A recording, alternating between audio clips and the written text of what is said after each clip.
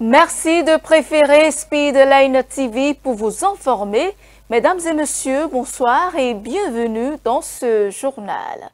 Dans les titres de l'actualité, plusieurs recours ont été déposés auprès de la Cour constitutionnelle, dont celui de Nouroudine Saka Saleh, qui demande une intervention urgente concernant le député Michel Sodjinou. L'audience ouverte ce lundi matin a été reportée à jeudi prochain. Le conseiller technique aux affaires politiques et électorales a lancé ce lundi un séminaire de sensibilisation sur l'exercice judiciaire en période électorale. L'activité a réuni plusieurs officiers de la police judiciaire, le compte rendu dans un instant. Et puis, hors du Bénin, Paul Biya a été officiellement déclaré vainqueur de l'élection présidentielle de 2025 au Cameroun, selon les résultats annoncés ce lundi par le Conseil constitutionnel.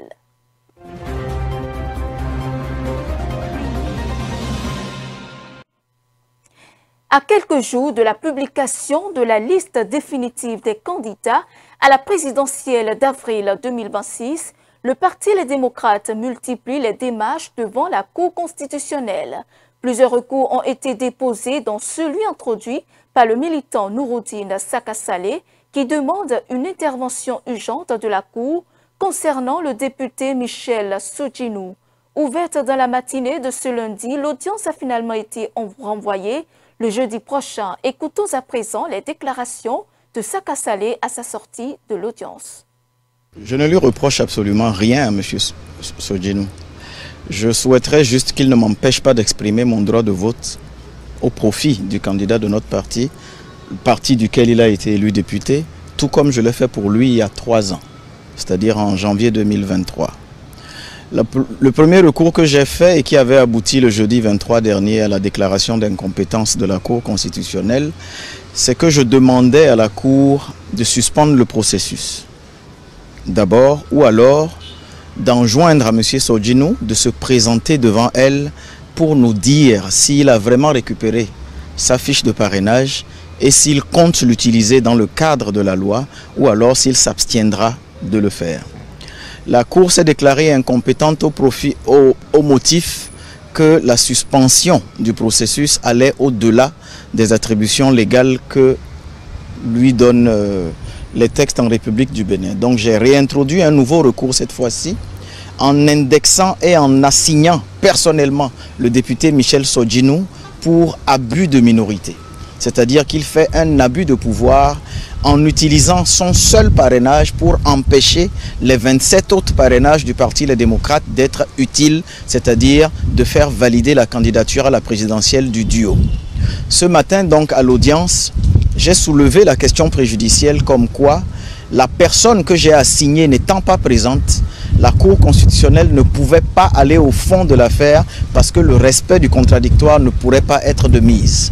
C'est-à-dire dans le cadre d'une procédure, quand il y a une personne qui est assignée, la loi lui permet de venir se défendre. Et puisque M. Sodjinou Michel ne s'est pas présenté, j'ai demandé à la Cour constitutionnelle que je voudrais compter sur son impérium et sur son autorité pour obliger M. Michel Sodjinou, y compris par l'utilisation de la force publique, à se présenter dans le cadre du respect de son droit au contradictoire et de l'équilibre des partis.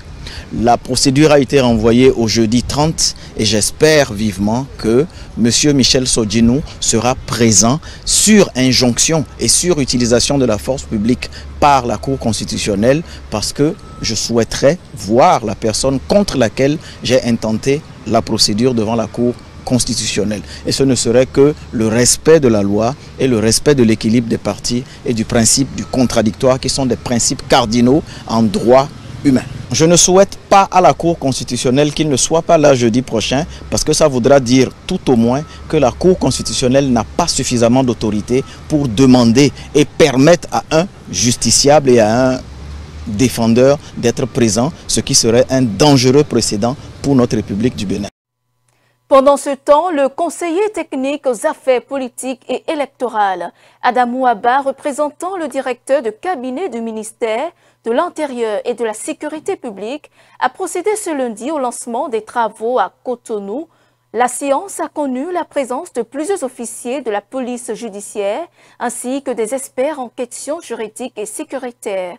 Romaric Dossa et Bernardin Bonoubo pour le reportage. Les élections générales de 2026 s'approchent à grands pas. Le ministère de l'Intérieur et de la Sécurité publique met déjà les bouchées doubles pour des scrutins apaisés. À travers cette initiative de la direction des partis politiques et des affaires électorales, ces officiers de la police judiciaire du littoral seront fixés sur le rôle déterminant que les acteurs de la chaîne judiciaire sont appelés à jouer dans la préservation de la légalité et de la paix durant cette période électorale. Ce séminaire est axé sur la thématique centrale, sensibilisation sur l'exercice judiciaire en période électorale, conciliation de la justice et de la sécurité. À travers cette sensibilisation, nous voulons ainsi consolider la synergie d'action entre la répression légale des infractions et la nécessité de maintenir un climat de paix. Ces deux impératifs ne s'opposent pas, ils se renforcent plutôt mutuellement pour assurer la stabilité et la légitimité du scrutin. Je vous invite donc à être pleinement acteur au cours de ces échanges, tirer le meilleur profit de cette session pour approfondir votre savoir-faire juridique et opérationnel. Soyez sur le terrain les modèles d'intégrité, de professionnalisme et de maîtrise des tests de la République, car tout le monde nous observe en ces moments décisifs. Cette sensibilisation se concentrera sur deux axes fondamentaux, la maîtrise des notions et régimes juridiques applicables aux infractions électorales. Il s'agira également de se pencher sur l'impératif d'une gestion des infractions électorales préservant la paix. Il est impératif que chaque officier et agent de police judiciaire connaisse avec précision le cadre légal qui régit les élections. Vous devez être en mesure d'identifier, de qualifier et de constater les infractions électorales dans le strict respect des procédures. Votre action sur le terrain doit être guidée par une expertise juridique incontestable, garant de la légalité et de l'objectivité de votre intervention. Votre mission ne se limite donc pas à la seule application de la loi. Elle doit s'exercer avec discernement, mesure et impartialité, dans le souci constant de préserver l'ordre public et la cohésion sociale. La manière dont une infraction est constatée, dont les preuves sont recueillies et dont les suspects sont traités, a un impact direct sur la perception de l'équité du processus et sur le niveau de tension.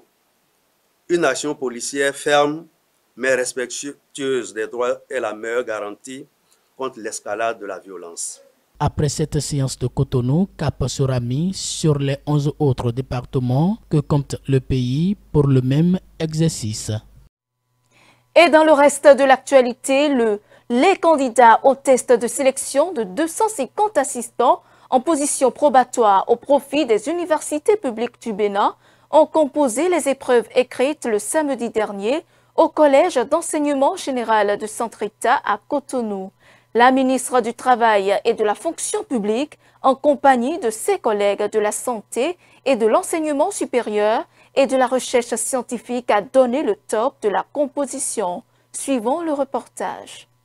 Ils sont au total 1110 à prendre part au test de sélection de 250 assistants en position probatoire pour sévir dans les universités publiques le samedi 25 octobre 2025 au CEG Centre-État à Cotonou. Selon les statistiques, il y a 218 femmes et 852 hommes, dont une personne en situation de handicap qui planche pour cette phase écrite. Ils composent dans 9 domaines, notamment les lettres, langues et arts, les sciences agronomiques, sciences de la santé, les sciences de l'éducation et de la formation, les sciences économiques et de gestion, les sciences et technologies, les sciences juridiques, politiques et administratives et bien d'autres domaines. La ministre du Travail et de la fonction publique, Adidjatou Matis, a donné le top aux côtés de ses collègues de l'enseignement supérieur et de la recherche scientifique, Éléonore Yaïla-Dikan, de la santé, Benjamin Hunkbati, un nouveau processus mis en place par le gouvernement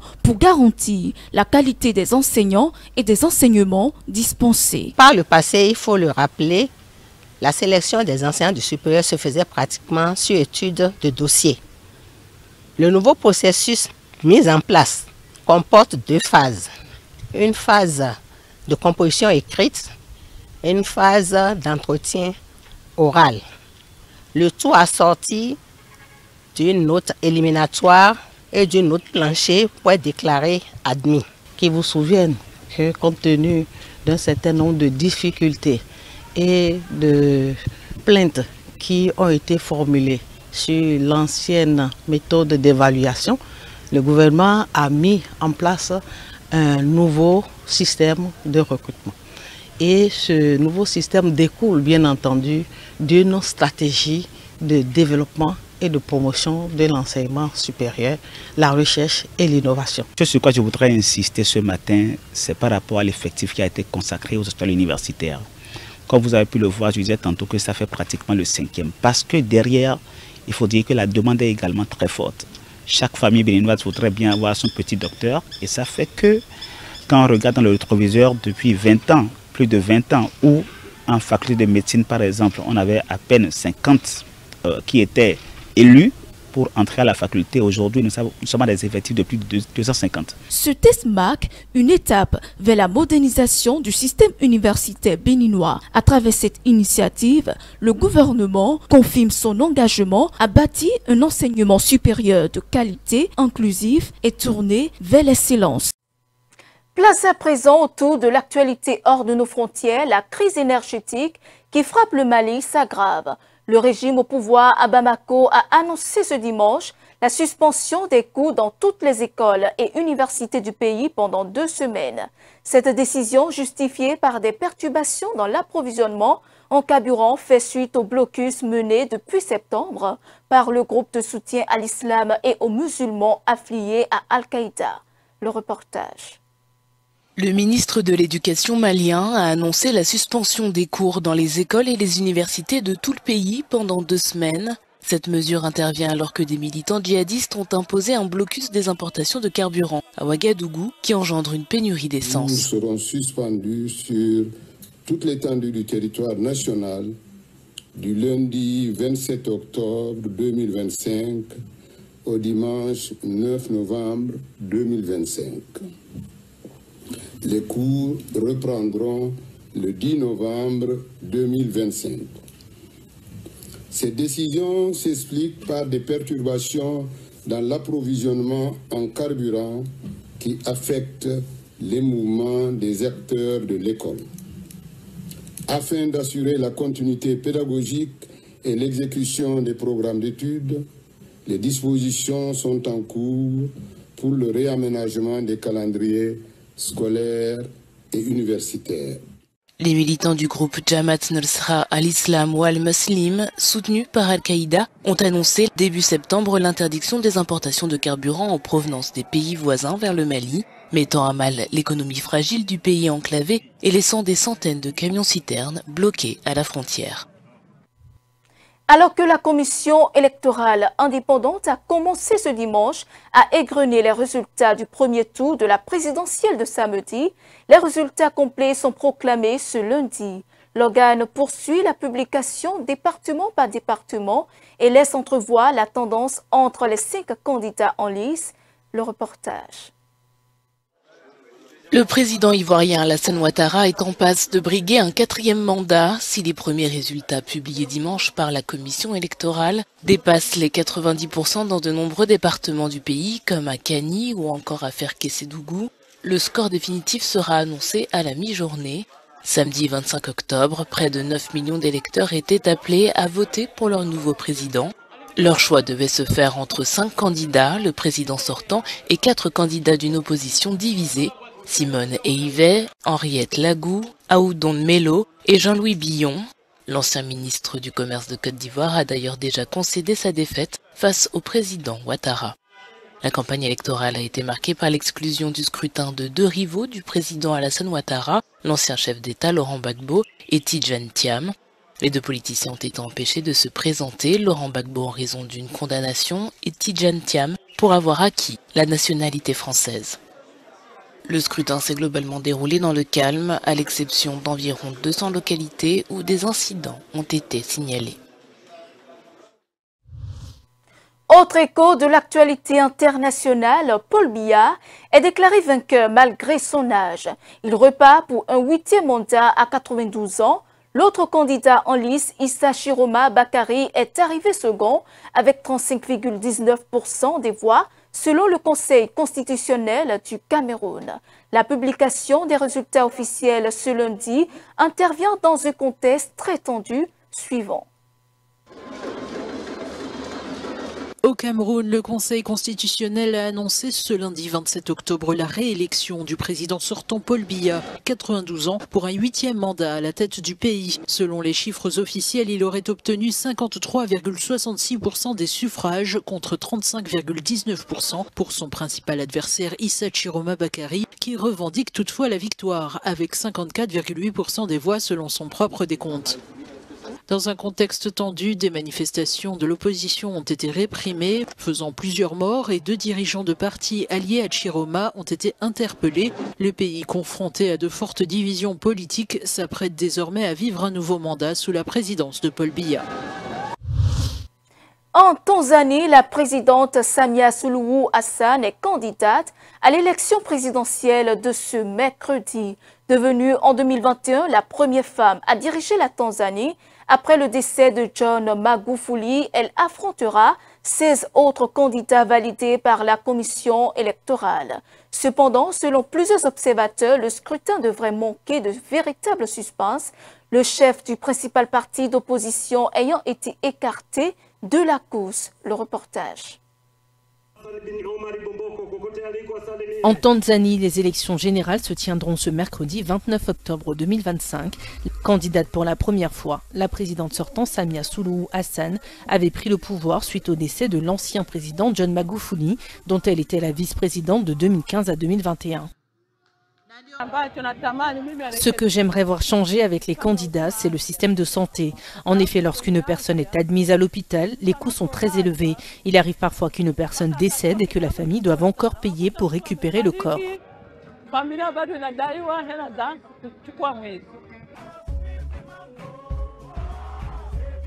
Face à Samia Suluhu Hassan, 16 autres candidats, les 2 principaux partis d'opposition ne participent pas au scrutin. Nos candidats sont jeunes et dynamiques et compte tenu de la réalité actuelle de notre vie, nous voulons que des jeunes soient élus à des postes de direction et apportent le changement. Selon la Commission électorale nationale, plus de 37 millions d'électeurs sont inscrits à l'échelle nationale, soit une augmentation par rapport aux chiffres de 2020. Cette fois-ci, la Tanzanie a limité la participation des missions d'observation régionales et internationales.